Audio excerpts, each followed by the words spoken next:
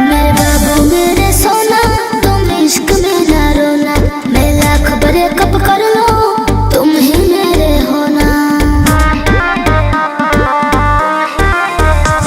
मेरे बाबू मेरे सोना, तुम इश्क में ना रोना। मैं लाख ब्रेकअप कर लो, तुम ही मेरे होना। समझा करो।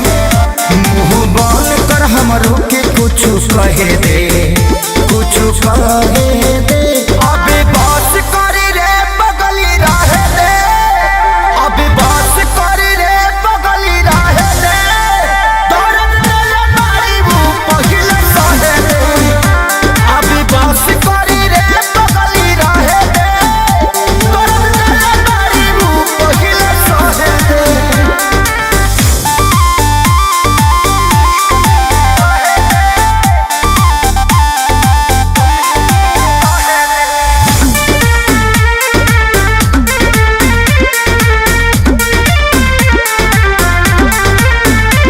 मैं उतना गलत नहीं हूँ, तुम जितना समझते हो। आज बता दो क्लियर मुझे कितना समझते हो। बताओ चुप क्यों हो?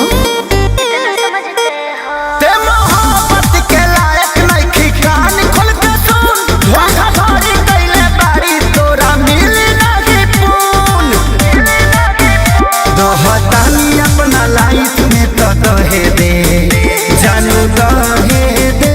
अबे बस करी रे बगली रहे दे, अबे बस करी रे बगली रहे दे।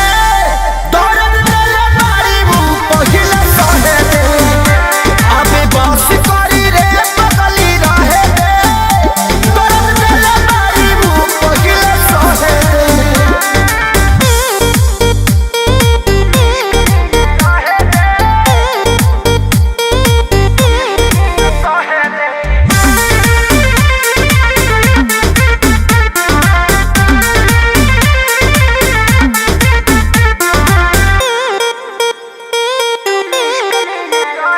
मैं कहीं रहूं पर जानो तुम पे मरती रहूंगी जी। 40% प्यार तुमसे करती रहूंगी जी। दिल के कोने में रहोगी। अभियो सुधरे के चानस बा, सुधरी जो ना रे। उड़न छोड़ दे के धरती पर उतर जो ना रे। अबही उमर वाला हावे के तो लहे दे, जानू लहे